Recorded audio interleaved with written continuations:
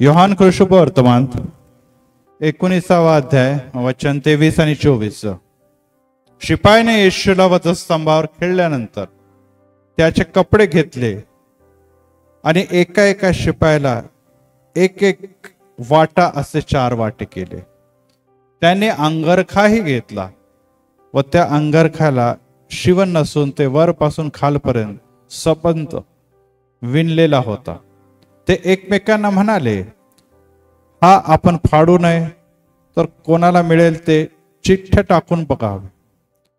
हे यासाठी झाले की त्यांनी माझे कपडे आपसात वाटून घेतले आणि माझ्या वस्त्रावर चिठ्ठ्या टाकल्या. असा जो शास्त्रलेख आहे तो पूर्ण व्हावा, त्याप्रमाणे शिष्यांनी ते केले. प्रभू परमेश्वर आज प्रत्येक या शास्त्र पाठाच्या द्वारे येणाऱ्या शिक्षकांना विशेष आशीर्वादित करो. आणि आज जेव्हा आपण त्या वचनाकडे जाणार आहोत, शिक्षणाकडे जाणार आहोत, तर हा प्रश्न आपल्या समोर निर्माण होतो की येशू ख्रिस्ताचे कपडे, येशू ख्रिस्ताचे वस्त्र, येशू ख्रिस्ताचा विशेष करून अंगरखा हा का अशा प्रकारे चिठ्ठ्या टाकून वाटून घेण्यात आलेले आहे. Why did the soldier cast lots for Jesus clothes? Lots for Jesus clothes. चिठ्ठ्या टाकणे. आणि ह्यावरून आपल्याला एक गोष्टीची जाणीव होते की खरोखर आजच्या दिनी जेव्हा येशू ख्रिस्त आपण वधस्तंभाच्या नंतरच्या दिवसाकडे जेव्हा आपण वाटचाल करतो, तेव्हा आपल्याला या गोष्टीची जाणीव होती की खरोखर येशूची अवस्था ही दयनीय अशी अवस्था होती. परंतु काही गोष्टी ते करत असताना त्याच्या मागे काय असं रहस्य होतं ते देखील तुम्हाला आणि मला जाणून घेणं अतिशय महत्वाचं आहे. कारण की जेव्हा आपण येशू ख्रिस्ताच्या वधस्तंभाच्या जवळपास फिरत असतो तेव्हा आपल्याला अशा अनेक गोष्टी दिसतात, त्याद्वारे आम्हाला या गोष्टीची जाणीव होती की खरोखर येशू ख्रिस्ताच्या वधस्तंभाच्या जवळपास घडणाऱ्या सर्व हालचाली ज्या होत्या ते देवाच्या योजनेनुरूप देवाच्या शास्त्रलेख पूर्ण करण्याकरताच घडत होत्या. हे कदाचित मनुष्याला त्याची जाणीव नसेल किंवा आज देखील आपल्याला या गोष्टीचा अर्थ कळालेला नसेल, परंतु तरी देखील ही बाब आपण जाणून घ्यायला पाहिजे की सर्व काही जे काही घडतं ते देवाच्या दृष्टिकोनातून उत्तम असतं आणि ते देवाच्या योजनेनुरूप असतं. कारण की देव म्हणजे येशू ख्रिस्तासाठी घडणारी ही बाब होती.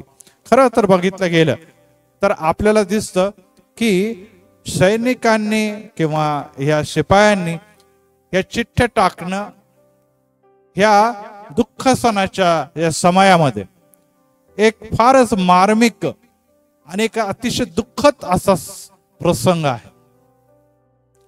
कोणी व्यक्ती मेल्यानंतर जर त्याचे कपडे वाटून घेतात किंवा त्याला लुटून घेतात, आपण असं म्हणणार त्याला लुटून घेतात, तर ह्यापेक्षा कठीण, यापेक्षा निश्चितच आपण म्हणूया की विचित्र बाब इतर कोणती देखील नाही. परंतु ही बाब इतर कोणाच बरोबर नाही, जग व जगाचा निर्माण करता प्रभू येशू ख्रिस्ताच्या संदर्भात घडलेली बाब आहे. आणि 4ही शुभ वर्तमान, नुसतं योहानच नव्हे तर 4ही शुभ वर्तमान याचा दुजोरा देतात. 4ही शुभ वर्तमानामध्ये ही बाब नोंद केलेली आहे. आणि त्यामुळे जरी ही बाब आपल्याला क्षुल्लक वाटत असली तरी देखील एक बाब लक्षात ठेवा की याच्या मागे काही धार्मिक कारण होते, काहीतरी भविष्य पूर्ण होणार होते आणि काही गोष्टी सांस्कृतिक होत्या त्याची देखील पूर्णता होणार होती किंवा त्याची देखील पूर्तता होत होती. आणि त्यामुळे ही बाब जर आपण जाणून घेतली नाही तर आपल्याला या गोष्टीची जाणीव होणार नाही की देवाच्या योजना निरंतर त्याच्यासाठी व त्याच्याद्वारे मनुष्यासाठी पूर्ण होत राहतात. Praise the Lord. तुम्ही आम्ही सर्व जे त्याच्या योजनेचे भाग आहोत आणि त्याची योजना ही निरंतर कार्यरत असते. परंतु ती योजना तेव्हा कार्यरत असते जेव्हा ते देवाच्या आज्ञेप्रमाणे चालतात. Praise the Lord. अनेकदा आपण म्हणतो आमच्या जीवनामध्ये तर काही होताना दिसत नाही. प्रश्न आपण परत एक वार हा स्वतःला विचारावा, आत्मचिंतन करावे की खरोखर आम्ही पूर्णपणे देवाच्या आज्ञेप्रमाणे चालतो का. येशू हा पुरेपूर परिपूर्ण आज्ञा पाळण्यामध्ये होता आणि त्यामुळे त्याच्या जीवनामध्ये जे काही घडत होतं ते सर्व देवाच्या योजनेचा भाग होता. आमच्या जीवनामध्ये का घडत नाही?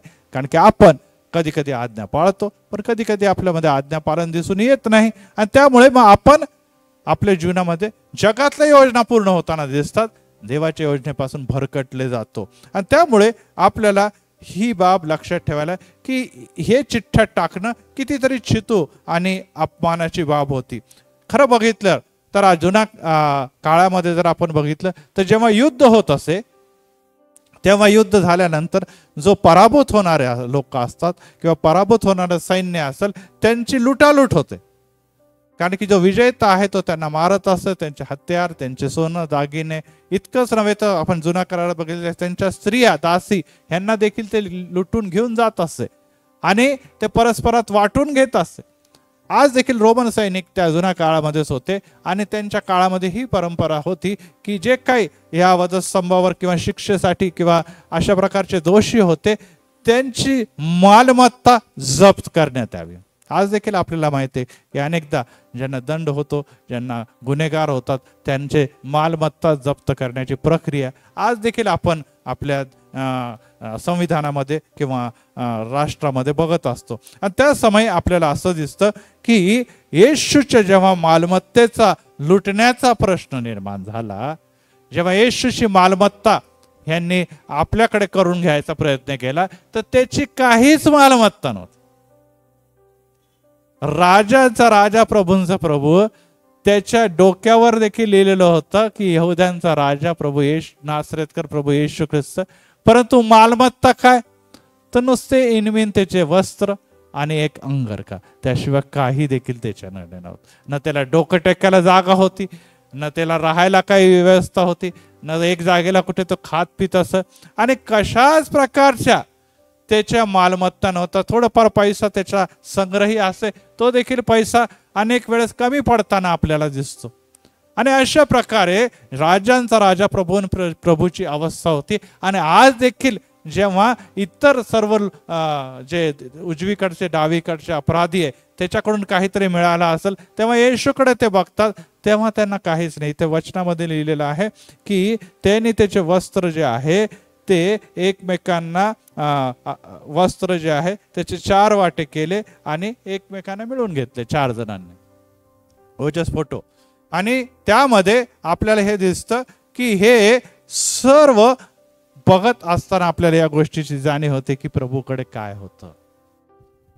प्रभूकडे काही देखील नव्हतं. आज आमच्याकडे काय? जर आपण आपला विचार केला आणि प्रभूचा विचार केला तर आपल्याला असं दिसतं की आपल्याकडे निश्चितच पुष्कळ आहे, आपल्याकडे पुष्कळ गोष्टी आहे, परंतु प्रभूकडे काही देखील नव्हतं. आणि त्यामुळे आपल्याला हे दिसतं की जेव्हा वाटून घ्यायची वेळ आली तेव्हा वचन येण्यास शिकवतं की त्यांनी 4 हिस्से केले आणि आपसामध्ये ते वस्त्र वाटून घेतले. परंतु एक अंगरखाचा प्रश्न निर्माण झाला. एक अंगरख्या संदर्भात प्रश्न तिथे निर्माण झालेला आहे. आणि वचन येणे प्रकारे सांगतं की ते एकमेकांना म्हणाले की हा कोणाला तरी एकालाच मिळाला पाहिजे, कारण की हा संबंध खालपासून वरपर्यंत विणलेला आहे, म्हणजे 1 पीस आहे. ह्याला जर आपण वाटायला गेलो तर ह्याला वाटायसाठी आपल्याला फाडून टाकावं लागेल, तरच त्याचे 4 तुकडे होतील आणि ते कोणालाही उपयोगी पडणार नाही. त्यापेक्षा जर आपल्याला या अंगरख्याचा कोणाला तरी एकाला लाभ झाला तर तो कोण असावा, कोणाला हा मिळायला पाहिजे. आणि त्यामध्ये त्यांनी हा निर्णय घेतला की आपण चिठ्ठ्या टाकूया आणि चिठ्ठ्या टाकल्यानंतर ज्याचं नाव निघेल त्याला तो अंगरखा मिळणार आहे. आणि अशा प्रकारचा निर्णय त्याने घेतलेला आहे. आणि त्यासाठी जेव्हा आपण स्तोत्र 22 मध्ये बघतो आणि त्याचं वचन इथेच लिहिलेलं आहे, स्तोत्र 22 आणि त्याच्यामधलं वचन 18 वचनामध्ये लिहिलेलं आहे. येणे प्रकारे इथे पण ते नोंद केलेली आहे की आपण जाऊया स्तोत्र 22 आणि 18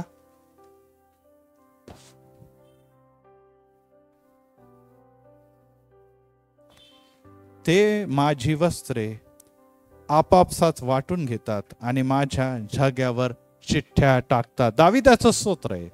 परंतु दावीद हे जे स्तोत्र आहे 22वा स्तोत्र हे आपण गुड फ्रायडेच्या दिवशी आळीपाळीने वाचन केलं. कारण की पहिलंच वचन आहे माझ्या देवा तू माझा का त्याग केला. इथून हे सुरुवात ह्याची होते. आणि यावरून आपल्याला असं दिसतं की या स्तोत्रामध्ये जो व्यक्ती आहे किंवा ज्या व्यक्तीचे इथे घराणे मांडलेले आहे तो व्यक्ती स्वतः देव प्रभू येशू ख्रिस्त किंवा मसीह आहे त्याच्याबद्दलचं हे स्तोत्र आहे. आणि त्या स्तोत्रामध्ये 17 वचनाकडे जर आपण बघितले तर त्यामध्ये काय लिहिलेलं आहे? मला माझी सर्व हाडे मोजता येतात, ते माझ्याकडे टक लावून बघतात. येस, आता त्याचे कपडे हिरावून घेण्यात आलेले आहे. तो अर्धनग्न अवस्थेमध्ये आहे आणि लोक त्याच्याकडे टक लावून बघत आहे आणि त्याचे फटके मारून मारून हाडे टक लावून बघतात. म्हणजे त्याला इतके फटके मारण्यात आले की आता त्याच्या शरीरावर मांस राहिला नाही. बघा, त्याच्या शरीरावर फटके मारून मारून त्याच्या चिंध्या त्याच्या शरीराच्या केलेल्या आहे आणि आता त्या शरीराच्या हाड देखील दिसायला लागलेले आहे. आणि त्यामुळे स्तोत्रकर्ता जो आहे तो अनेक वर्ष अगोदर ह्याचं भविष्य करत असताना म्हणतो की ते माझे हाडे आता मोजू लागलेले, कारण की हाडे आता उघडे पडलेले, मांस आता शरीरावर राहिलेला नाही. रक्ताने माखलेला, धुळीने माखलेला प्रभू येशू ख्रिस्त आता वधस्तंभावर आहे. आणि दुसऱ्या बाजूला काय घडत आहे तर खाली कपडे वाटण्याची स्पर्धा चालू आहे. कोणाला कपडा मिळेल, कोणाला कपडे मिळणार. बघा आता काय अवस्था आहे प्रभू येशू. शिष्य पळून गेले. शिष्य जे मोठे मोठे दावे करत होते, जे मोठे मोठे घोषणा करत होते, ते आता तिथे राहिलेच नाही. नुसत्या काही स्त्रिया राहिलेल्या आहे. आणि त्याच समयी आपल्याला असं दिसते की आणखीन एक मोठी चितू इथे होते की जे कपडे ते देखील त्याचे काढून घेण्यात आलेले आहे. आणि अशा अवस्थेमध्ये टांगलेला येशू आपले कपडे खाली चिठ्ठ्यांच्या द्वारे वाटले जात आहे हे बघत आहे. परंतु त्याला माहित आहे हे वचन की माझी वस्त्रे आपसात वाटून घेण्यात येणार आहे आणि माझ्या झग्यावर चिठ्ठ्या टाकण्यात येणार आहे. बरोबर, तेच पूर्ण इथे होताना आपल्याला दिसतं. आणि त्यामुळे आपल्याला जेव्हा स्तोत्रामध्ये आपण जाऊन बघतो तेव्हा या गोष्टीची जाणीव होती की खरोखर कितीतरी दयनीय अशी अवस्था आहे, कितीतरी कठीण ही अवस्था आहे ज्यामधून येशू ख्रिस्त जात आहे. आता प्रश्न हा येतो की अंगरखा, आता दोन भाग येते लक्षात ठेवा. एका बाजूला वस्त्रे आहे आणि अंगरखा. त्या काळामध्ये यहुदी लोक किंवा त्या काळातले जे लोक असतात ते एकावर एक अनेक वस्त्र वापरत असेल. अंतवस्त्र वेगळे, आतले वस्त्र वेगळे, थोडे त्याच्या वर, आणि त्याच्या सर्वात वर काय असेल अंगरखा असतात, ज्याला आपण ओव्हरकोट म्हणतो. म्हणजे तो सगळ्यात महत्वाचा भाग असे. आज देखील आपण जर युरोपकडे गेलो किंवा थंड प्रदेशाकडे गेलो तर ते सूटच्या वर एक आणखीन ओव्हरकोट घालतात मोठा, कारण की तिथे गरज आहे. त्याचप्रमाणे इथे देखील त्यांची संस्कृतीच्या हिशोबाने एक अंगरखा तो वस्त्रांच्या वर घालत होते. आतले वस्त्र वाटून घेतले. आता वरचा अंगरखा ते बघत असताना ते बघतात की आता ह्याला काय करावं, आणि त्यांनी काय केलेलं आहे, चिठ्ठ्या टाकून ते वाटून घेतलेलं आहे. परंतु या अंगरखाच्या बद्दल असं लिहिलेलं आहे की तो वन पीस होता. म्हणजे इथे जर आपण योहान कृष्ण शुभवर्तमानामध्ये त्याचबद्दल जर विचार केला तर आपल्याला असं दिसतं की त्यामध्ये ते खालपासून वरपर्यंत सबंध विणलेला असा अंगरखा होता. अर्श पुढे घे. हा असा होता. आणि त्यामुळे आता त्यांनी तो निर्णय घेतलेला. परंतु याचा एक गंभीर अर्थ हा आहे आणि धार्मिक अर्थ काय आहे हे देखील जाणून घेणं अतिशय महत्वाचं.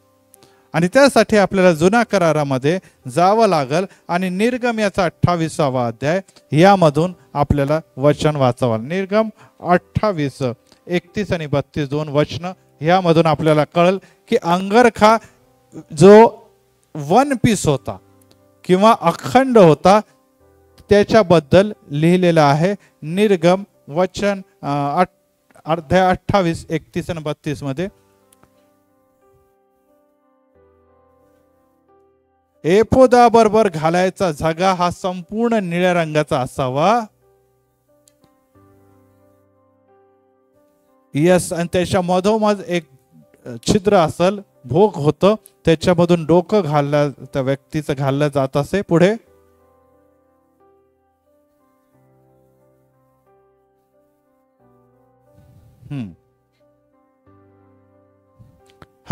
तर हा झगा संपूर्ण निळ्या रंगाचा घालायसाठी करायचा. म्हणजे इथे आपल्याला दिसतं की हा झगा जो आहे तो झगा कोण घालत आहे. या झगाच्या बद्दल जर वाचलं तर आपल्याला असं दिसत आहे की 28च्या टायटल मध्येच लिहिलेले याजकांनी घालायची वस्त्रे लिहिलेलं आहे ना सुरुवातीला.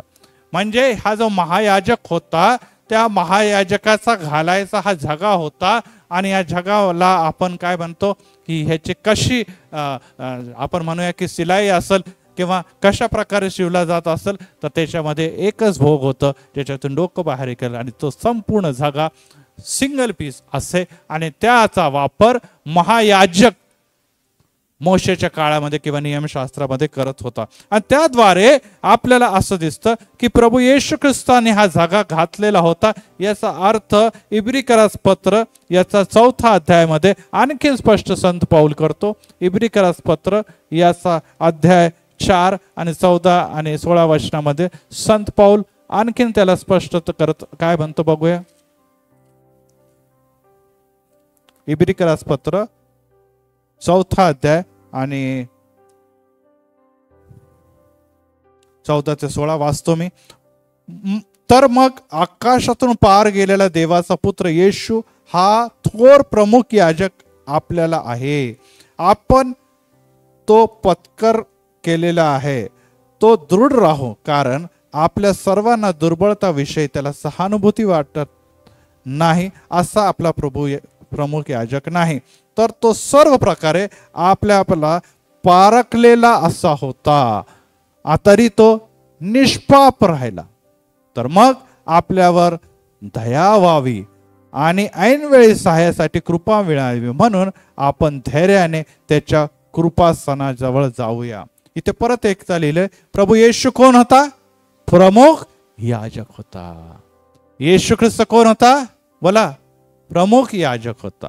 हाय प्रिस्ट ज्याला म्हणतात प्रमुख याजक होता. आणि त्याच्याबद्दल लिहिलेलं आहे की तो पूर्णपणे पारखलेला होता. आणि त्यामुळे हा जो झगा जेव्हा तिथे ठेवण्यात आलेला आहे तो हा झगा कोणाचा होता. महायाजकाचा झगा होता. आणि हा झगा घालून येशूने आपली पूर्ण सेवा शेवटपर्यंत पूर्ण नेली. Praise the Lord. Praise the Lord. लक्षात ठेवा आता मरणाच्या द्वारी तो पोहोचलेला आहे. पहिल्या उद्गारानंतर तो झगा त्याच्याकडून वाटण्यात आलेला आहे किंवा तो चिठ्ठ्या टाकून त्यांनी एकाला दिलेला आहे. परंतु तोपर्यंत प्रभू येशू ख्रिस्ताच्या अंगावर तो झगा आहे. आणि या वेळेस कळतं की प्रभू येशू ख्रिस्त या जगामध्ये राहत असताना प्रमुख याजक होता आणि आज देखील आहे. Praise the Lord. तो आज देखील आहे.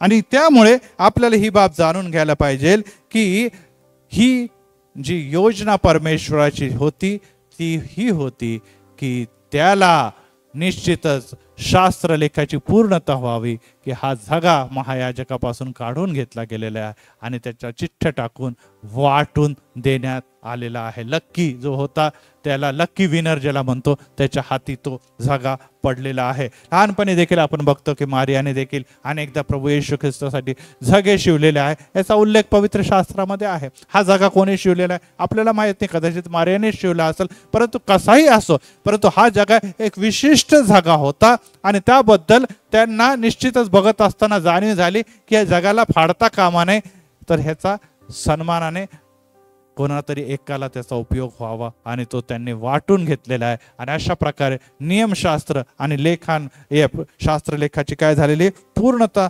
झालेली आहे. परंतु आता प्रश्न हा येतो की नव्या करारामध्ये काय. नव्या करारामध्ये आताच आपण वाचलाय की तो महायाजक आहे. तो आमच्यासाठी आज देखील काय करतो रदबदली करतो.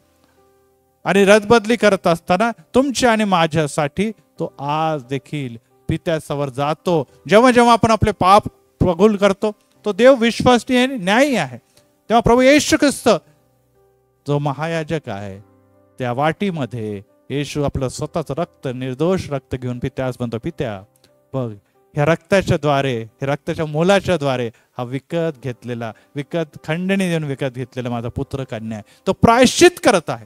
तो निश्चितच मागत आहे की प्रभू माझ्यावर दया कर आणि मी या रक्ताच्या द्वारे आज त्याला शुद्धता जाहीर करतो. पित्या तू त्यांना सर्व येणाऱ्या क्लेशापासून, शापापासून, पापापासून आणि तुझ्या क्रोधापासून याला मुक्त कर. Praise the Lord. हे कार्य तो आज देखील करत आहे आणि त्यामुळे तो सर्व काळचा महायाजक झालेला आहे. आणि त्यामुळे आज जेव्हा आपण त्याच्या वचनाकडे बघतो तेव्हा इफिस्करास पत्र यामध्ये आपल्याला दिसतं की नव्या करारासाठी काय. इफिस्करास पत्र 4 अध्याय आणि 3 आणि 6 मध्ये आपल्याला दिसतं. इफिस्करास पत्र 4 अध्याय 3 ते 6 या वचनामध्ये जेव्हा आपण जातो तेव्हा आपल्याला एक विशिष्ट बाब दिसून येते. ती ही आहे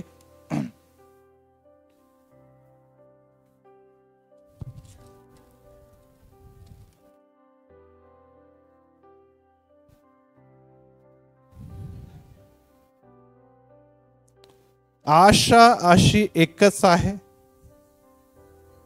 तसे शरीर ही एकच व आत्मा एकच आहे. पुढे प्रभू एकच आहे, विश्वास पण एकच आहे, बाप्तिस्मा पण एकच आहे.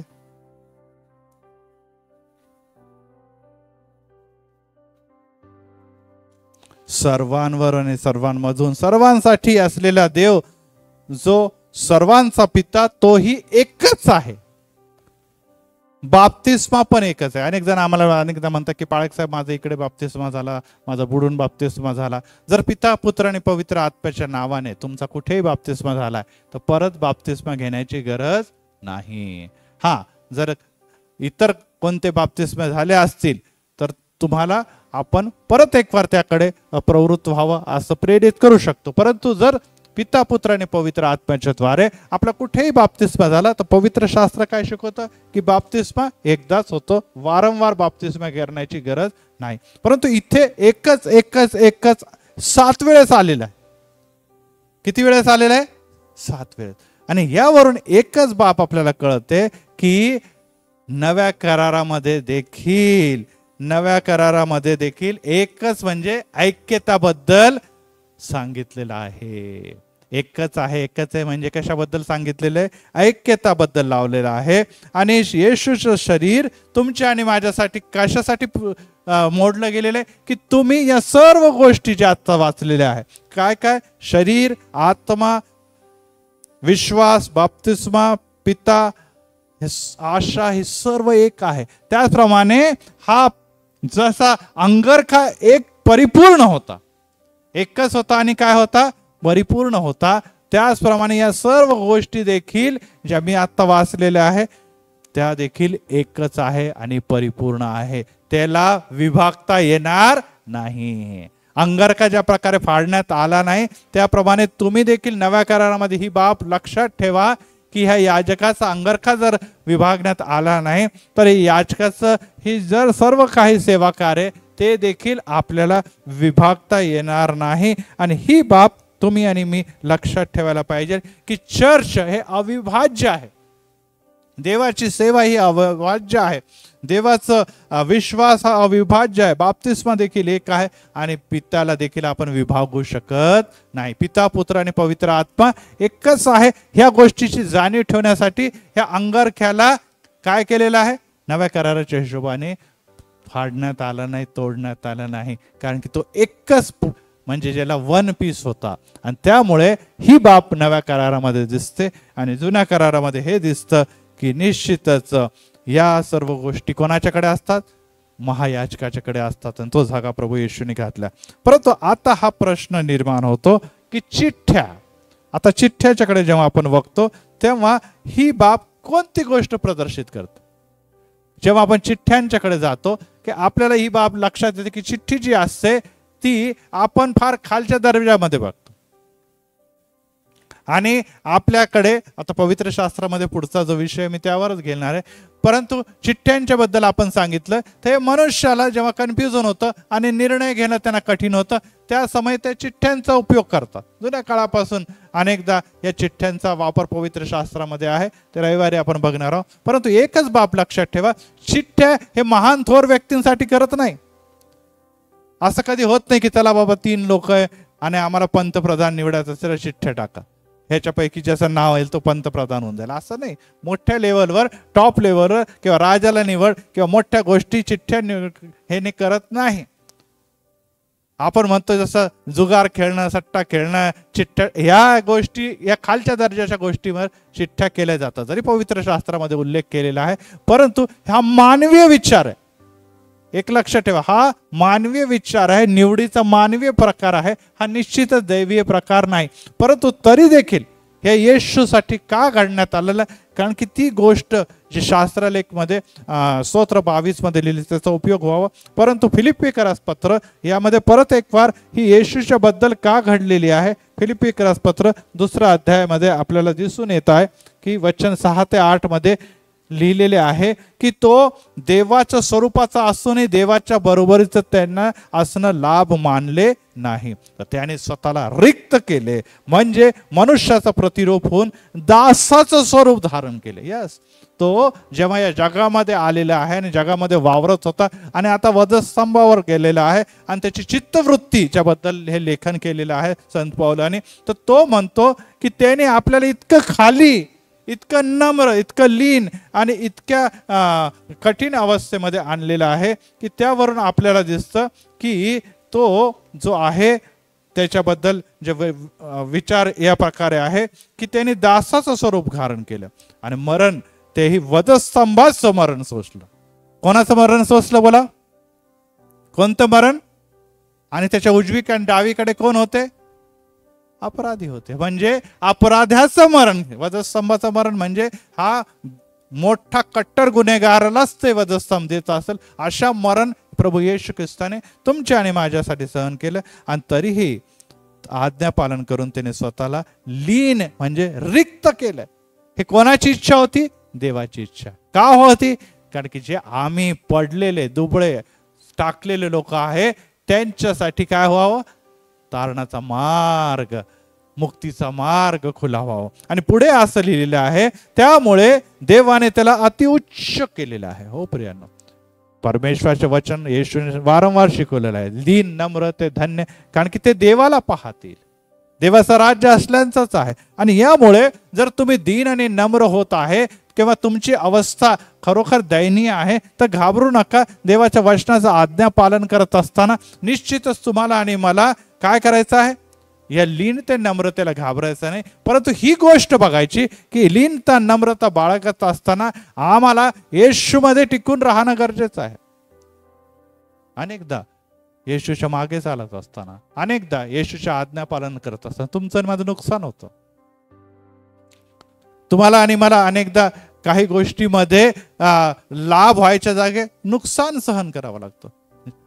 अनेकदा आम्हाला यश मिळण्याच्या जागे अनेकदा अपयश मिळतं. आपण म्हणतो अरे थोडासा पैसा इकडे तिकडे आम्ही केला असता, चारला असतं तर आम्हाला यश मिळालं असतं, पण तो आम्ही आज्ञा पालन करणार आहे, आम्ही केलं नाही, त्यामुळे आज आम्ही मागेच राहिलो. अनेकदा आपण म्हणतो की नाही थोडीशी लबाडी वगैरे केली असती तर आम्हाला सुटका मिळाली असती, परंतु आम्ही केली नाही, आज आम्ही धरले गेलेले आहोत. आम्ही अनेकदा असं म्हणतो की खरोखर जर आम्ही फसवेगिरी केली असती, जर आम्ही भ्रष्ट झालो असतो तर कदाचित आम्ही वर गेलो असतो, पण आता गरिबीमध्ये. आणि अशा प्रकारचं जीवनाकडे जेव्हा आपण बघतो तेव्हा आपल्याला एक लक्षात ठेवतं की ही आज्ञा पालनामुळे आलेली परिस्थिती आहे. ही येशूने स्वतः सहन केलेली आहे. आणि त्यामुळे जर तुम्ही आणि मी त्या गोष्टीला सामोरे जातो तर काही विशेष बाब नाही, परंतु त्याच्यामध्ये लपलेले आशीर्वाद आहे जे आता इथे सांगितलेले आहे की त्याने या स्वतःला लीन केले, त्यामुळे देवाने अतिउच्च केले आणि सर्व नावापेक्षा श्रेष्ठ नाव त्याला दिले. Praise the Lord. यस, आज तुमची दयनीय अवस्था असेल, येशूमुळे तुम्ही दुःखात असतील, येशूमुळे तुमच्या घरात त्रास असेल, येशूमुळे अडचण असेल, परंतु तुम्ही येशूला आता देखील नाकारू नका, त्याच्या मागे चाला. कारण की एक वेळेस असं येणार आहे की येशू तुम्हाला अतिउच्च करणार आहे. सर्व नावांमध्ये, घरामध्ये, कुटुंबामध्ये, घराण्यामध्ये, राष्ट्रामध्ये तो उंच स्थानी घेऊन जाणार आहे. कारण की येशू लीनतावर नम्र प्रीती करतो. बालकास मजकडे काय येऊ द्या, कारण की देवाचा राज असल्यांचाच आहे. जे लीन आहे, जे नम्र आहे, जे अजान आहे, जे खरोखर जे इनोसंट आहे, त्यांच्याबद्दल देवाला प्रीती आणि आशीर्वादाचे आणि विशेष करून स्वर्गाचे मार्ग देव खुले करतो. आणि त्यामुळे आज येशूच्याकडे जेव्हा आपण बघतो तेव्हा हा निश्चितच आपल्याला महायाजक दिसत होता का? महायाजक मोठे मोठे नाही, आता त्याचे कपडे त्याच्या अंगावर नव्हते, वस्त्र हिरावून गेलेले होते आणि तो पापाने लदलेला आता वलांडणाचा कोकरा झाला होता. वस्त्र त्याचे हिरावून घेण्यात आलेले. जर आपण लूका शुभवर्तमानामध्ये बघितलं तर पहिलंच वाक्य पूर्ण होताच. आपण बघितलं लूका शुभवर्तमानामध्ये आपण बघितलं तर पहिलं वाक्य ज्याला पहिला उद्गार म्हणतो ते पूर्ण होता होता आपल्याला त्याचं बघा, लूका शुभवर्तमान 23वा अध्याय आणि 34वा वचन वाचा. लूक 23:34. तेव्हा येशू म्हणाला, हे बापा यांना क्षमा कर, कारण हे काय करतात ह्यांना समजत नाही. नंतर त्यांनी वस्त्र आपसात वाटून घेण्यासाठी त्यावर चिठ्ठ्या टाकल्या. पहिल्या उद्गारानंतर आपल्याला दिसतं चिठ्ठ्या आलेल्या. बघा, येशू एका बाजूला काय प्रार्थना करतो, हे बापा यांना क्षमा कर. हे काय करतात हे काय करत नाही. आणि ते काय करत बसले, खाली बसून चिठ्ठ्या टाकत बसलेले. बघा, लोकांमध्ये बदल होत नाही हो. तुम्ही गुड फ्रायडे करा, ईस्टर करा, जीव तोडून शिकवा, लोक तुम्ही तुमचं काम करा, आम्ही आमचं काम करू. हेच अनेकदा आपल्याला चर्चमध्ये दिसून येतं. पाळक साहेब तुम्ही तुमचं काम करा, आम्ही आमच्या कामामध्ये बिझी हो. येशू ख्रिस्त तू तुझं काम कर, आम्ही आपल्या खाली बसतो, चिठ्ठ्या टाकत बसतो. कारण की आम्हाला जगिक देहिक आणि भौतिक गोष्टी जास्त प्रिय आहे. काय वर चाललेलं आहे, किती महान कार्य वर चाललेलं आहे, किती अद्भुत कार्य चाललेलं आहे, याच्याकडे समाजाचं विशेष करून भक्तजनांचं लक्ष नाही. त्यांना भक्त कसं म्हणायचं हाच प्रश्न निर्माण होतो. कारण की एक बाजूला येशू अखिल जगासाठी आणि त्यांच्यासाठी देखील प्राण करतो. नुसतं प्राण देत नाही तर तो काय म्हणतो, हे बापा यांना क्षमा कर. हे काय चिठ्ठ्या बिठ्ठ्या खाली टाकत चाललेले, याबद्दल त्यांच्यावर गुन्हा येऊ देऊ नको. कारण की ते कोणाच्या वस्त्रावर चिठ्ठ्या टाकत आहे, तर राजांच्या राजा आणि प्रभूंच्या प्रभूच्या वस्त्रावर चिठ्ठ्या टाकत आहे. तरीही देखील पिता यांना क्षमा कर. पण ते काय, ते आपल्या कामामध्ये आनंदामध्ये गुंग होते की मला वस्त्र मिळेल की त्याला वस्त्र मिळेल, त्याला वस्त्र मिळेल की ह्याला वस्त्र मिळेल, कोणाला फायदा होईल कोणाला नुकसान होईल, याबद्दलच ते विचार करत होते. आणि यामुळे प्रियांनो, आपल्याला ही बाब जाणून घ्यायला पाहिजे की येशूने आमच्यासाठी हे वस्त्र त्याग केलेले आहे, आमच्यासाठी ते नग्न अवस्था स्वीकार केलेली आहे, आमच्यासाठी तो वधस्तंभी गेलेला आहे, आमच्यासाठी त्याने चिटू सहन केले, आमच्यासाठी त्याचे वस्त्र हिरावण्यात आले, आमच्यासाठी ते वस्त्र. आणि आम्ही काय करतो, आम्हाला त्याची काहीच काळजी नाही. आपण आपल्या खाणं पिणं, आपले चांगले कपडे लत्ते ह्याकडेच लक्ष देतो. येशूचे कपडे गेले तर जाऊ द्या, आम्हाला चांगले कपडे मिळायला पाहिजे, आम्हाला उत्तमात उत्तम सगळं मिळायला पाहिजे. येशूला खायला मिळो अगर न मिळो, येशूला झोपायला मिळो नाही, त्याला घर मिळो नाही, मला उत्तमात उत्तम घर, पैसा, पाणी, चांगला आराम, ऐशो आराम कसा मिळेल याच्याबद्दल मनुष्य काळजीमध्ये असतो. पण येशू म्हणतो, हे बापांना क्षमा कर. पण क्षमा मागणारे आहे कुठे? ते तर आपल्याच कामामध्ये गुंतलेले आहे. आणि हे आजचं देखील चित्र आहे, याबद्दल परत परत सांगायची गरज नाही. आणि यामुळे आपल्याला असं दिसतं की आशीर्वाद आमच्यापासून दूर जातो.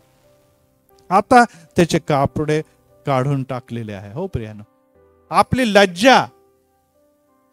लज्जा झाकण्यासाठी काय दिलेले आहे, आपल्याला वस्त्र दिलेले. आपण वस्त्र का घालतो? कारण की आपली लज्जा जगाच्या समोर दिसू नाही, त्यासाठी आपण वस्त्र घालतो. पण येशूचे वस्त्र काढून घेतले म्हणजे याचा असं काय, त्याची लज्जा जगाच्या समोर आता उघडकीस आलेली आहे. त्याची लज्जा ही जगाच्या समोर उघडकीस आलेली. असे लज्जास्पद परिस्थितीमध्ये येशू तुमच्या आणि माझ्यासाठी मरण पावलेला आहे. कारण की त्याला माहित आहे की वस्त्राची नग्नतेपेक्षा पापाची नग्नता ही मोठी आहे. आदाम आणि हवा हे नग्न असताना त्याच प्रभू येशू ख्रिस्ताने त्याच्या पित्याने त्यांची नग्नता झाकण्यासाठी वस्त्र केले. परत एक वेळा मी रिपीट करतो, आदाम आणि हवा ह्या दोघांच्या पापामध्ये पडल्यामुळे त्यांना लक्षात आलं की आम्ही नग्न आहोत आणि ते लपू लागले झाडाच्या मागे. तेव्हा परमेश्वराने आणि प्रभू येशू ख्रिस्ताने काय केलेलं आहे, त्याची नग्नता झाकण्यासाठी वस्त्र स्वतः तयार करून त्यांना घातलेले आहे. बरोबर आहे ना? त्यांना घातलेले आहे. असंही नाही म्हटलं हे घे वस्त्र घाल, असं नाही म्हटलं, स्वतः घातलेले आहे. आणि आज काय झालेलं आहे, त्याच मनुष्याने येशूचे वस्त्र काढून घेतलेले आहे. त्याच ही मानवानी आज त्या प्रभू येशू ख्रिस्त जो मनुष्याची लज्जा झाकतो त्याचे लज्जा उघडकीस आणलेली आहे. ही मनुष्याची प्रवृत्ती आहे प्रियानो. परंतु आज देखील आपण जाणून घ्यायला पाहिजे की मनुष्याची लज्जा कपड्यामुळे नव्हे, नग्नतेमुळे नव्हे, तर पापामुळे दिसून येते. ती पापामुळे दिसून येते आणि ही बाब आज देखील मनुष्याला कुठे जाणीव नाही. हो प्रियांनो, आज तुमची आणि माझी अवस्था जी नग्नता आहे, ती लज्जास्पद परिस्थिती, ती पापामुळे आहे. आणि यामुळे येशूने तुम्हाला आणि मला तारणाचा जागा घातलेला. Praise the Lord. येशूने तुम्हाला आणि मला, प्रत्येक जे विश्वासणारे आहे, जे प्रभूच्या मागे चालतात, ज्यांनी बाप्तिस्मा घेतलेला आहे, येशूच्या आज्ञा पालन करतात, त्याला प्रभू येशू ख्रिस्ताने कोणता जागा घातलेला आहे? तारणाचा जागा घातला. यासाठी की तुम्ही आम्ही लज्जास्पद नाही तर आशीर्वादित जगामध्ये राहणारे लोक असावे, ज्याला त्या स्वर्गीय राष्ट्रामध्ये प्रवेश मिळायला पाहिजे. आणि इतकं लीन आणि नम्र प्रभू येशू ख्रिस्ताने स्वतःला केलेलं होतं. आणि याची कुठे देखील जगामध्ये कोणता देखील दाखला किंवा उदाहरण मिळणार नाही. तो राजा होता. आज जर आपण बघितलं ओजस, जर आपण त्याच्याकडे बघितलं तर वधस्तंभावर एक फोटो आहे आणि त्यामध्ये आपल्याला दिसतं की त्याच्यावर, आपण जर फोटो बघितला तर त्याच्यावर एक वर्ड लिखलेला दिसतो. त्याच्यामध्ये लिहिलं INRI, शॉर्ट मध्ये लिहिलेलं होतं INRI. हे लेटिन कोड वर्ड आहे INRI. याचा अर्थ आहे इंग्लिश मध्ये Jesus the Nazareth, king of the Jews. Jesus the Nazareth, king of Jews, म्हणजे नाझरेथ येशू हा यहुद्यांचा राजा आहे. नाझरेथ येशू हा यहुद्यांचा राजा आहे. आणि असं एक लेबल येशू ख्रिस्ताच्या वधस्तंभाच्या वर लावलेलं होतं. हे आपल्याला दिसत आहे. आणि हे लेबल कुठे होतं? येशू ख्रिस्ताच्या वधस्तंभाच्या वर लावलेलं होतं. परंतु आता अशा अवस्थेमध्ये जेव्हा आता मी एवढं चित्र तुमच्या समोर, तो कुठूनही राजा वाटतो का? तो भिकारून भिकारी झालेला. तो भिकारून भिकारी झालेला आहे. कशाचा राजा आणि कोणता राजा तिथे आहे. आणि यामुळे खाली वर आहे लेबल काय लावलेलं? राजा, यहुद्यांचा राजा. आणि खाली बघा तर नग्न राजा. अशा अवस्थेमध्ये असतात का? हो प्रियांनो, ही कितीतरी छितू आणि अपमान करण्याची गोष्ट होती. परंतु हा लेबल का लावण्यात आलेला? लेबल हा यासाठी लावलेला होता की जो कोणी आमच्या राष्ट्राच्या विरोधात किंवा राज्याच्या विरोधात राजद्रोह करत, इस्रायली लोकांची किंवा यहुदी लोकांची म्हणणं काय होतं की ह्यांनी काय केलेलं, नियमशास्त्र हे मोडलेलं आहे आणि त्यामुळे याला मृत्यूदंड मिळावा. आणि हा मृत्यूदंड मिळत असताना जगातला सगळ्यात मोठा कठीण जो दंड त्याला मिळावा, त्यामुळे त्याला दबन दंड दिलेला. मागच्या वेळेस मी सांगितलं, एक तर त्याला फटके पण मारले आणि दुसरी गोष्ट काय केलेलं आहे, त्याला वधस्तंभावर पण टांगलं. दोन्ही दंड त्यांनी सहन केले. माझ्या येशूने आमच्यासाठी दोहरा दंड सहन केलेला आहे. आणि इथे आपल्याला असं दिसत आहे की यहुद्यांचा राजा म्हणून लावलेला आहे. परंतु त्यांची इच्छा ही होती की परत कोणी डेअरिंग करू नये, राजद्रोह करायचे. इतकं कडक शिक्षण द्या. आणि आज देखील फाशी का देतात लोकांना? कारण की फाशी यासाठी देतात की परत एक बार हा गंभीर गुन्हा करण्यासाठी कोणी देखील झजवता कामा नये. यासाठी याला कडक दंड द्यायला पाहिजे. आणि त्यासाठी भारतामध्ये सगळ्यात कडक शिक्षा ही फाशीची, म्हणजे मृत्यूदंडाची शिक्षा आहे.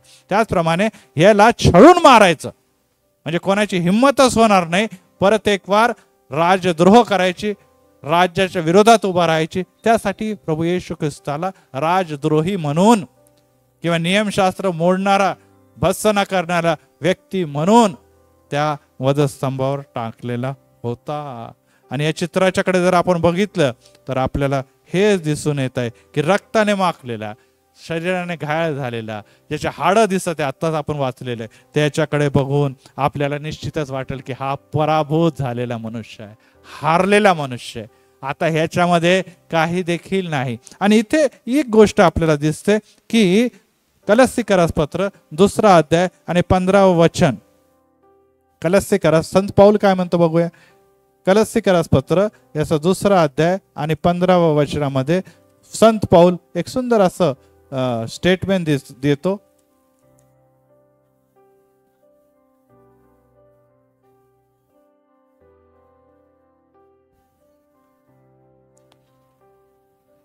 त्याने म्हणजे प्रभू येशू ख्रिस्त सत्ताधीशांना व अधिकाऱ्यांना नाडून त्यांच्या विरुद्ध वधस्तंभावर जयोत्सव करून त्यांचे उघड उघड प्रदर्शन केले. अरे कशाचं जय उत्सव?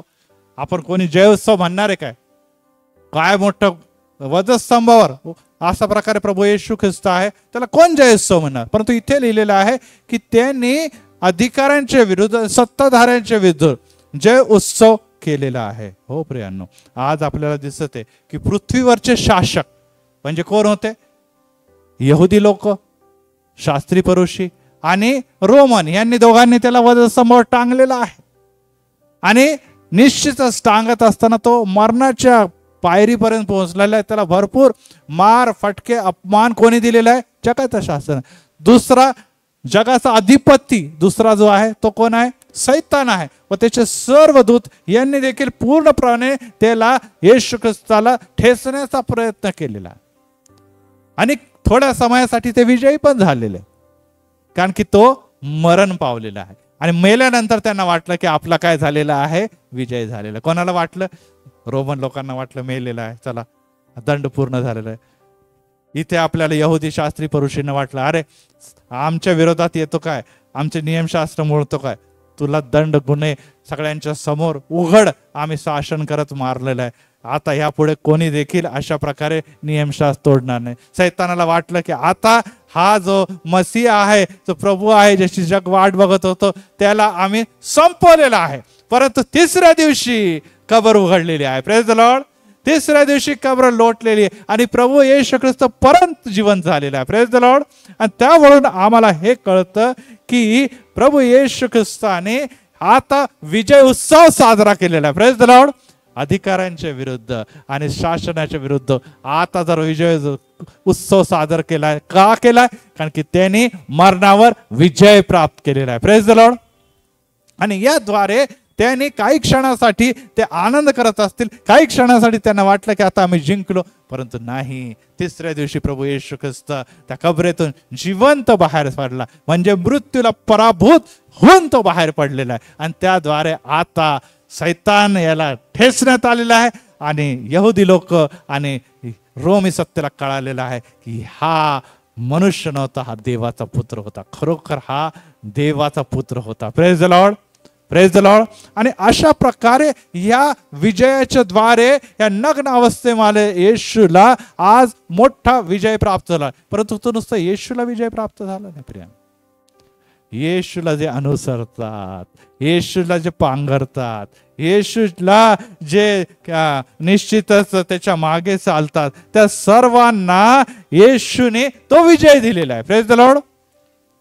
कसा मिळणार आहे तो विजय? येशू हा मरू शकत नव्हता कारण की तो देव होता. दुसरी गोष्ट, त्याच्या ठाई कोणतंही पाप नव्हतं, कारण की पापाचं वेतन मरण. पापाचं वेतन, बोला, पापाचं वेतन मरण आहे. आणि आता पापास कळालं होतं की ह्या व्यक्ती कोणताही दोष नव्हता, त्यामुळे ह्याला मरण येऊ शकत नाही. परंतु तुम्ही आणि मी जेव्हा येशूच्या रक्ताच्या द्वारे, प्रेज द लॉर्ड, जेव्हा तुम्ही आणि मी येशूच्या रक्ताद्वारे धुतले जातो आणि आपण आपले पाप देतो आणि म्हणतो की येशू यापुढे माझ्या पाप, माझ्या धर्म मी तुझ्याकडे देतो. येशू म्हणतो मी त्याच्यासाठी दंड ऑलरेडी सहन केलेला आहे. तुझ्या पापाच्या बदला, मोबदला मला मिळालेला आहे. आता तुझ्या ठाई कोणते देखील पाप मोजले जाणार नाही. आणि ज्या समय आपण पापी नाही त्या समय आपल्याला मरण देखील नाही. Praise the Lord. परत रिपीट करत आहे, ज्या ठाई आपल्या ठाई पाप दिसणार नाही त्या ठाई मरण आपल्याला येऊ शकत नाही. आणि यालाच म्हणतात तुम्हाला आणि मला सार्वकालिक जीवन प्राप्त झालेलं आहे. Praise the Lord. Praise the Lord. आणि यासाठी ते येशू म्हणतो, मार्था आणि मारिया, पुनरुत्थान व जीवन मीच आहे. जो माझवर विश्वास ठेवतो तो मेला असला तरी जगेल. Praise the Lord. तो पापासाठी मरेल, परंतु देवासाठी आणि सार्वकालिक जीवनासाठी सदैव जगणार आहे. येशू ख्रिस्त 3ऱ्या दिवशी मरणातून विजयी झालेला आहे. कारण की पापास, कोणाचं पाप होते ते? कोणाचे पाप होते? आमच्या पापासाठी तो मेला. Praise the Lord.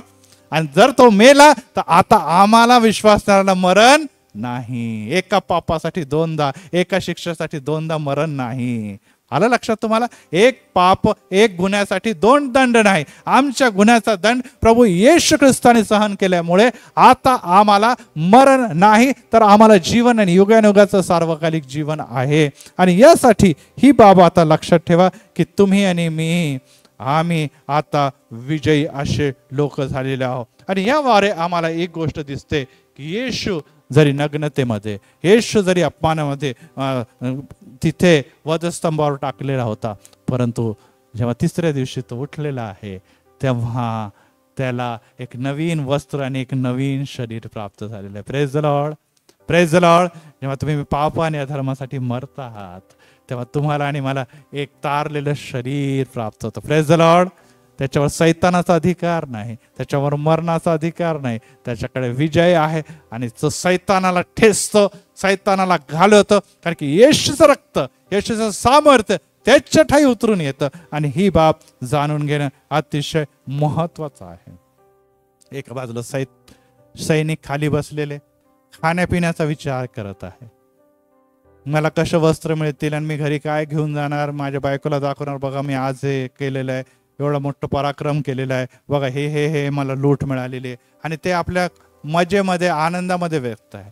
दुसऱ्या बाजूला येशू वर म्हणत हे बापा यांना क्षमा कर. बघा ह्या जगामध्ये हेच असतं प्रियांनो, जग मौज मजा करतं, जग मौज मजा करतं, त्यामुळे आम्ही दुखावले जातो. परंतु आम्हाला काय करायचंय? आम्हाला त्या शत्रूंना पण क्षमा करायची आहे. Praise the Lord.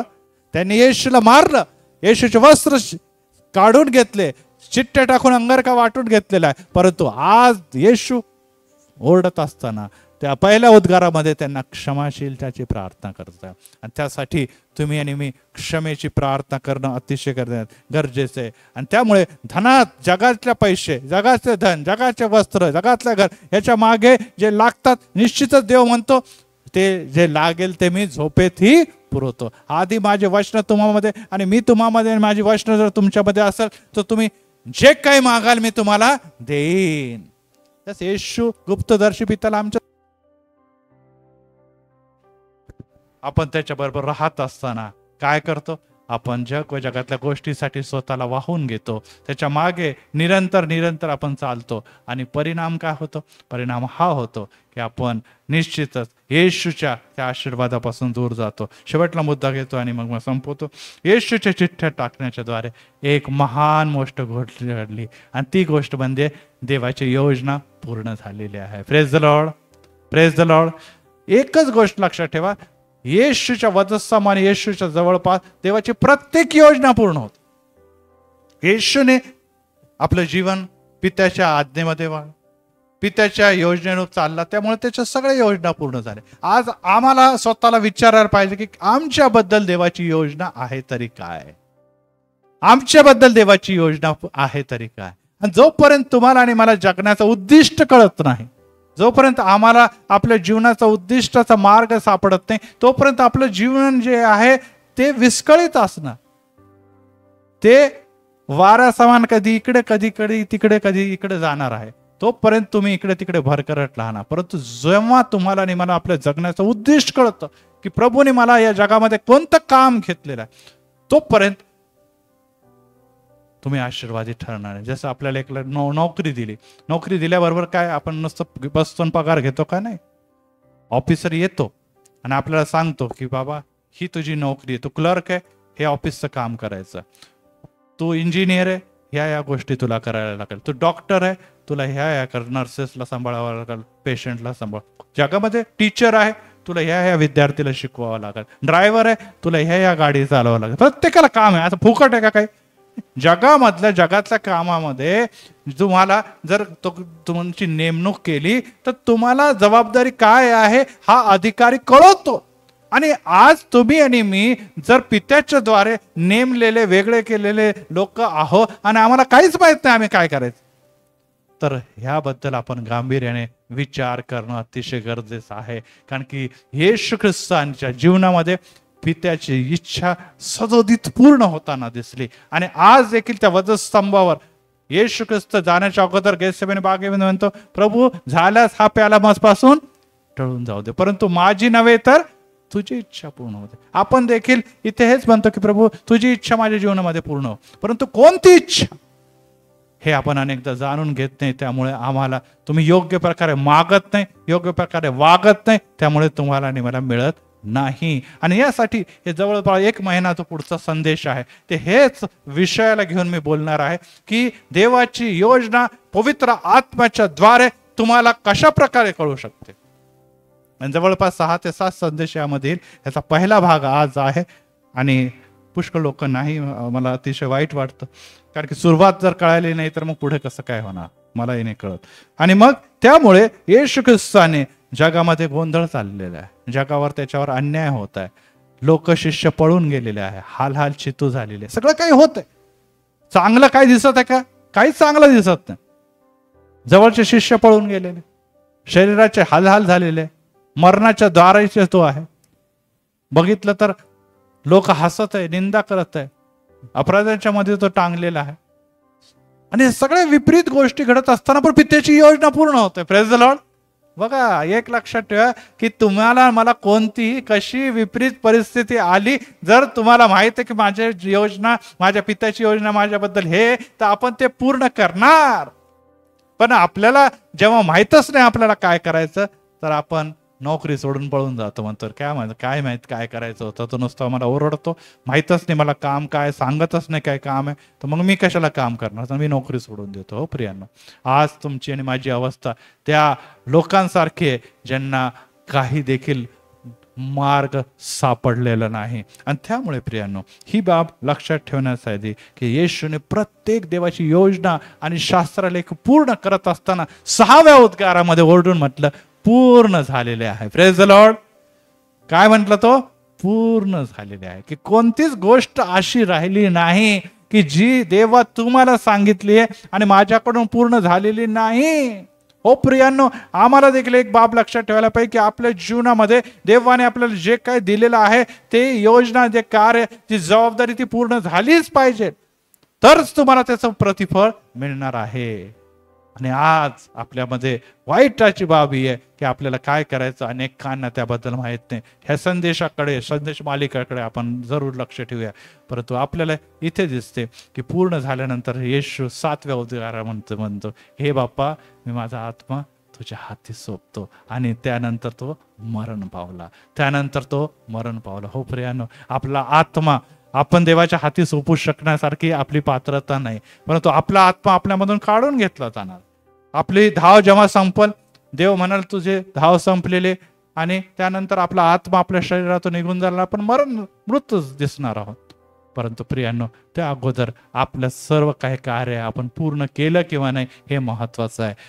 तो माळी परत एक वार येतो आणि म्हणतो की ह्या वर्षी पण या झाडाने काहीच फळ दिलं नाही. कसं याला ठेवायचं? मी दरवर्षी येतो, काहीच दिसत नाही, याला मोडून टाका, यासाठी की नुकसान होण्यापेक्षा कोणीतरी इतर झाडाला ठेवायचं. परत एक वार तो तिकडचा जो माळी असतो तो म्हणतो की ह्या वर्षी संधी दे, मी खत घालेल, पाणी घेईल, या वर्षी जर त्याने फळ दिलं नाही तर निश्चितच तू त्याला मोडून टाक, ह्याला कापून टाक, छाटून टाक. हो प्रियांनो, आज देव तुमच्या आणि माझ्याकडे बघत असताना कदाचित हेच म्हणत असेल, किती वर्ष वाट बघायची, किती समय आम्ही वाट बघायची, आज तरी ह्याने फळ द्यावं. आणि परत एक फार प्रभूने या 40 दिवसामध्ये आपल्याला फळ देण्यासाठी आत्म्याच्या द्वारे, वचनाच्या द्वारे आणि विविध वक्त्यांच्या द्वारे आणि शिक्षणाच्या द्वारे, अनुभवाच्या द्वारे, उपासाच्या द्वारे अनेक गोष्टी पेरलेल्या आहेत. त्याची हीच इच्छा आहे की 40 दिवसानंतर ह्याने फळ द्यावं. 40 दिवसानंतर गायब व्हावं असं कधीही परमेश्वराची इच्छा नाही. 40 दिवसानंतर सर्वांनी यावं देवाच्या जवळ आणि आराधना, धन्यवाद प्रभूला द्यावा, ही अपेक्षा आहे. परंतु लोक परत एक वार आपल्या कामामध्ये, जबाबदारीमध्ये, संसारामध्ये गुंग झालेले आहे. प्रभू त्यांना क्षमा करो. परंतु प्रियांनो, ह्याचा परिणाम काय होणार आहे? दरवर्षीप्रमाणे आलं, काहीच झालं नाही, निघून गेला. हा आपण 40 दिवसाचा समय प्रभू करो, यांना सुबुद्धी देव, प्रार्थना करू. प्रभू, आम्ही तुला धन्यवाद देतो, कारण की परत एक वार आम्ही त्या वधस्तंभाच्या जवळ येतो आणि आम्हाला त्या वस्त्र जे तुझ्या अंगावर होते पित्या, ते वस्त्र आपसात वाटून घेण्यात आलेलं आहे. तो अंगरखा चिठ्ठ्या टाकून पित्या तुझ्यापासून हिरावलेला आहे. किती निंदा, किती शितू, किती अपमान, किती लज्जास्पद, लज्जा झाकणारं वस्त्र देखील तुझ्याकडे नाही. आणि डोक्यावर इस्रायलाचा राजा, हो पित्या, यहुद्यांचा राजा, असं टायटल लावलेलं आहे. राजाची किती दुर्दवस्था बघत असताना लोक थट्टा करत आहेत, लोक हसत आहे, लोक तुझी छितू करत आहे पित्या, तरी देखील तू म्हणतो हे बापा ये ना तू क्षमा कर. ओ पित्या, या दिवसामध्ये आम्ही देखील त्या चिठ्ठ्या वाटणाऱ्या आणि चिठ्ठ्या टाकणाऱ्या लोकांपैकी हो. आम्ही वस्त्र येशू तुझ्या सर्व काही लुटणाऱ्या लोकांपैकी झालेलो. आम्हाला आपल्या जीवनाचं उद्दिष्ट हे माहीत नाही पित्या. तू म्हणतो मी माझे सर्व देवाच्या इच्छा आणि योजना पूर्ण करावयास आलेलो आहे. मी मोडण्यास नव्हे तर पूर्ण करायचं आलो. प्रभू आम्ही काय करायला लाव, याबद्दल आम्ही जेव्हा विचार करतो तर खरोखर आज आम्हाला या गोष्टीची जाणीव होते की आम्ही इच्छा पूर्ण करू शकत नाही. आम्ही चुकतो, आम्ही आज्ञा मोडतो, आम्ही तुझ्या दुःखावतो पित्या. आज आम्ही तुझ्या चरणी आलो असताना प्रत्येकाला सुबुद्धी दे, मला ज्ञान दे, यासाठी की पित्या आम्ही तुझी इच्छा काय ती जाणावी. तू म्हणतो मी तुम्हाला एकटा सोडणार नाही, पवित्र आत्मा येईल, तुम्हाला सामर्थ्य प्राप्त होईल. हे पवित्र आत्मा आहे. आम्ही कमी पडतो, दुबळे पडतो, आम्हाला बळ दे, ताकद दे, देवाची योजना करून ते पूर्ण करण्याकरता आम्हाला तू चालीव, घडीव आणि त्या पित्याच्या सर्व योजना, इच्छा ज्या आमच्या निर्मितीच्या मागे आहे ते पूर्णतेस यावं. आभार मानतो. आज जे ऑनलाईन झालेले त्यांची जे काही समस्या आहे, अडचणी, आजार आहे, डिस्टर्बन्स आहे, विकार आहे, व्याधी आहे, सर्व प्रकारच्या समस्या आहे, येशूच्या नावात आम्ही मोडतो आणि हजर असलेल्या प्रत्येक भक्ताला देखील आशीर्वाद देतो प्रभू येशूच्या नावात. आमेन, आमेन, आमेन.